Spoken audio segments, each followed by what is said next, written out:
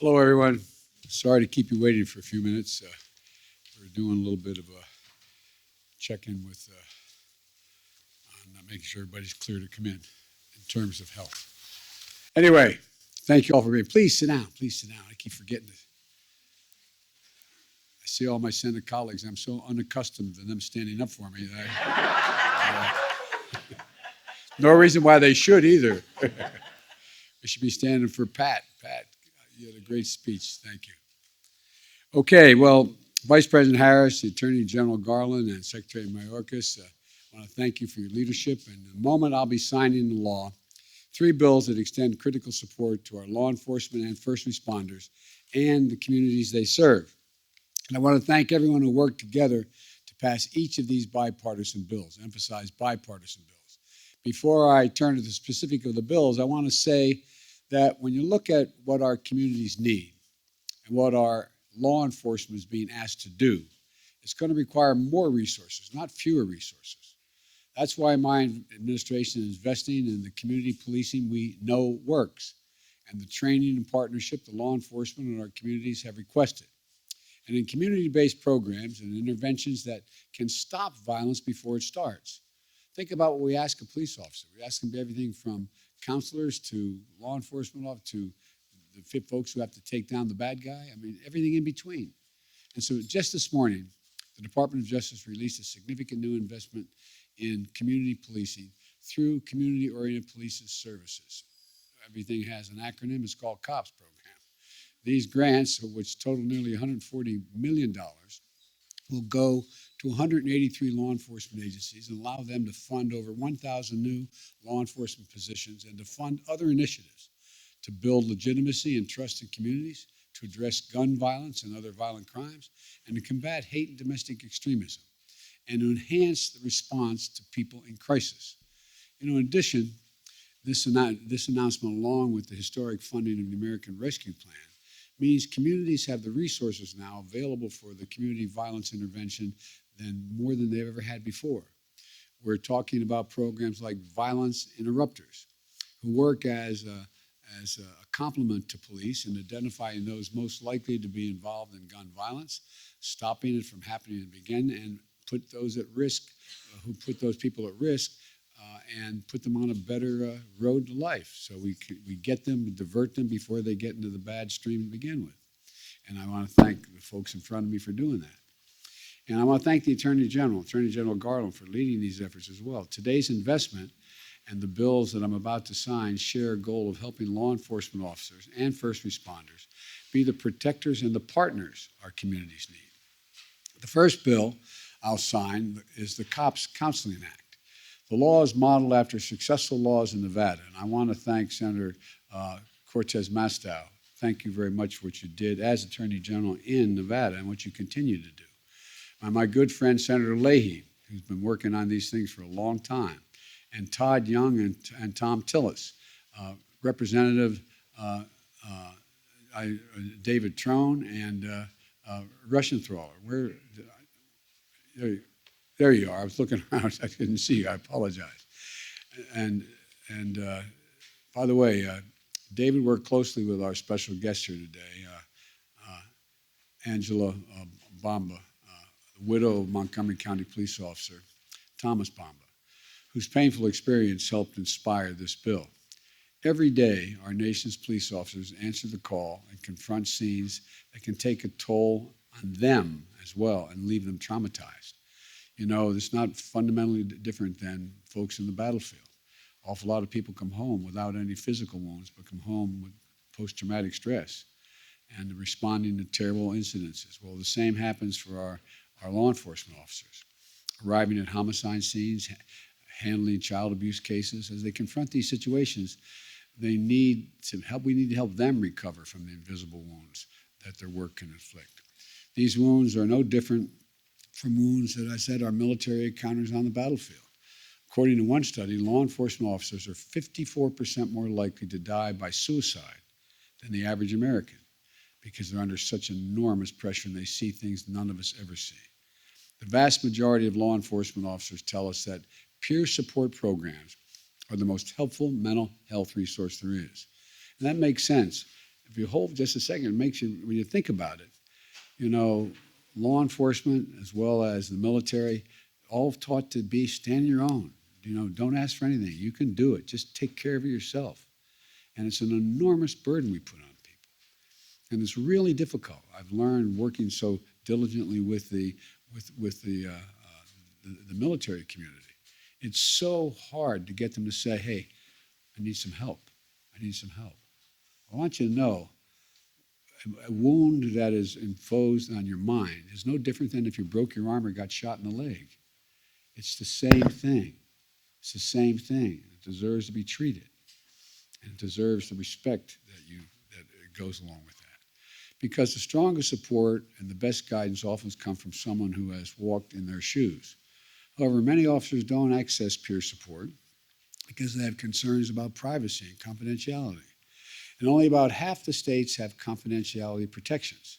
But this bill, and I want to thank the Congress for this, encourages first responders agencies to adapt peer counseling programs, require the Department of Justice to make the best practices and resources publicly available for people who want to become peer support mentors, and ensure confidentiality to federal law enforcement officers who use peer counseling services, with the only exception being admission of a criminal conduct and or a threat of serious physical harm. My hope is by giving more officers access to confidentiality and high-quality mental health resources, we're going to reduce the stigma around seeking help and lead to better policing and prevent suicides. Put simply, we'll get more officers the help they need so they can better help their communities they serve. The next bill I'll be signing is the Protect America's First Responders Act. I want to thank Senator Gillibrand, and thank her very much, and Bill, I want to thank you, Pasquale and Brian Fitzpatrick, Joe Courtney. They're all near neighbors where I used to represent, for their leadership in supporting those who are disabled or killed in the service of their community. You know, when our nation's firefighters, disaster relief workers, EMT, law enforcement officers, and other first responders respond to that radio alert, they run toward the danger while others are running away. They know there's a risk of them getting injured or worse. And when they go to work each day, their families wait for that phone call. They're going to get that phone call that something's happened. Public Safety Officers Benefits Program was originally established to provide death benefits to officers who fall in the line of duty, so that if, God forbid, their family gets that call, they don't also lose their house, their car, and are left bereft in terms of economic capacity. It has since been expanded to provide disabilities and education benefits, and increases the number of first responders who are eligible, including children born after the fact. It's really important. And, you know, Pat, you and I used to discuss this all the time in judiciary 120 years ago here. But the truth is, you know, with over 1,000 claims a year to review, the program has been slow and inconsistent when it comes to reviewing claims and supporting first responders and families, including those who responded on 9/11. The law has to change, and you're doing that. You're changing the law to do that.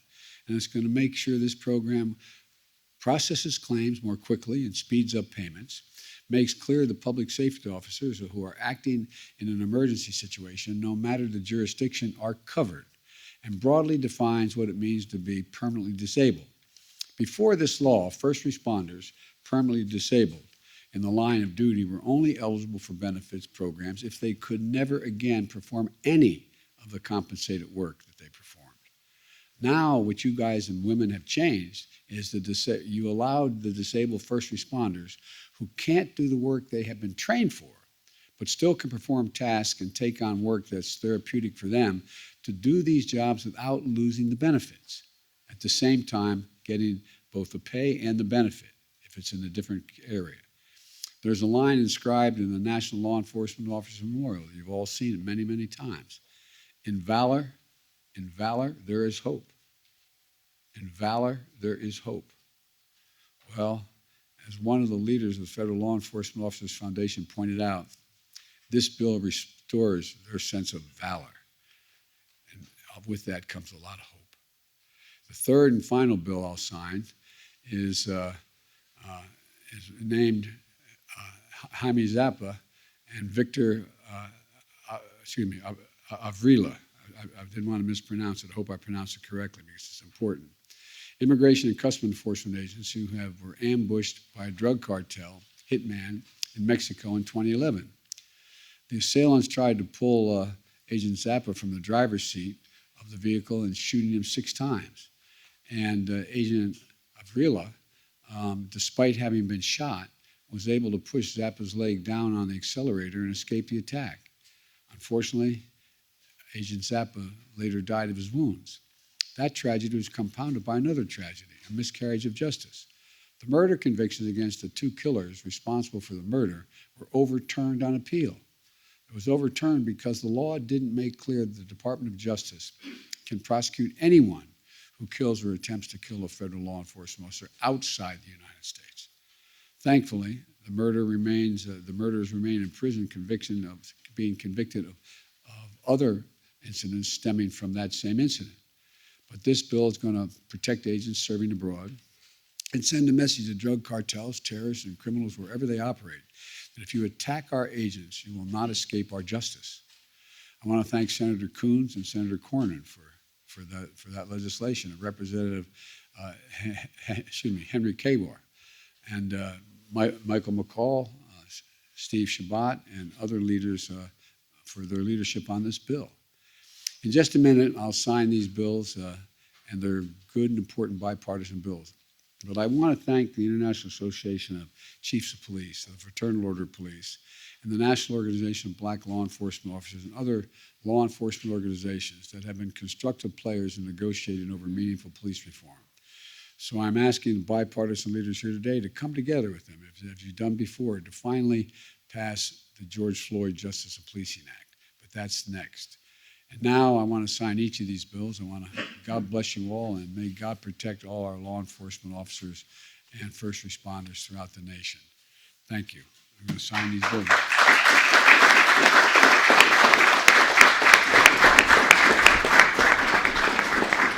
By the way, there's a tradition, when you sign the bill, you give the signing pen to the authors of the bill.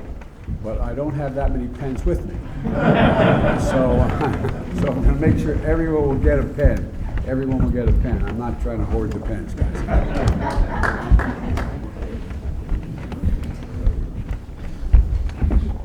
Okay.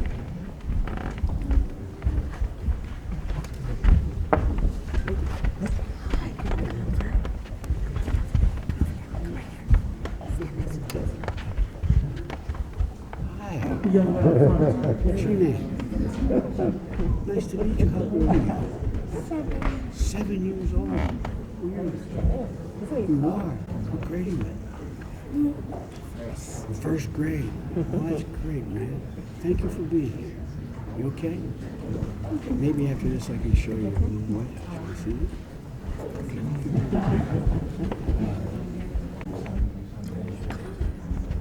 Okay.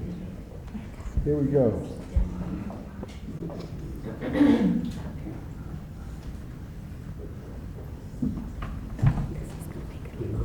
All right.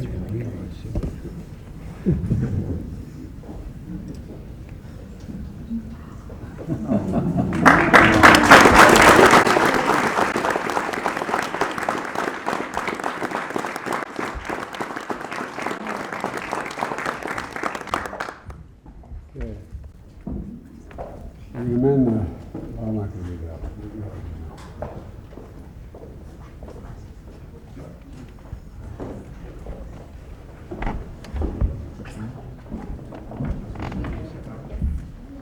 We got the second group up here? Yeah.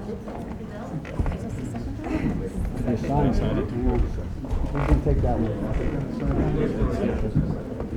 Don't leave quickly, okay? Let's see how. Thank you for doing my bill. I never got to be You did such a good job. You did such a good job. Hey there. Hey, how are you doing? I'm good. You all set? Yeah. Hey. Good kids. My 9/11 son. Oh, nice Watch that guy behind you.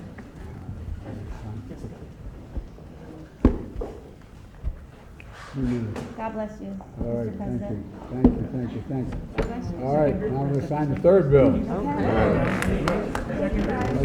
First and second. We're going to do it.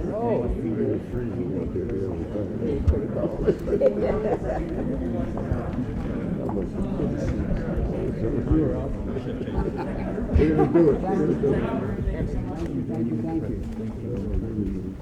Okay. Congratulations. Thank you very much. Thanks for your work.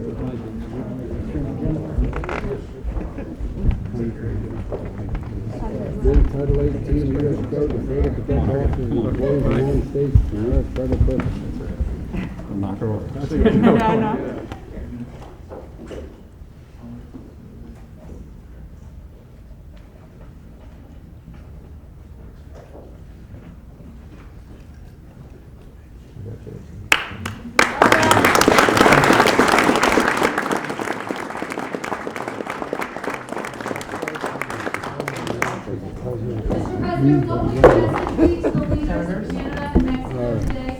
Ladies and gentlemen, please remain in your seats while the president departs. Thank After I you. meet with all the leaders. So thank you all so very, very much. Thank you. Take care. Hope you guys can stick a minute for this to say hello. Thanks.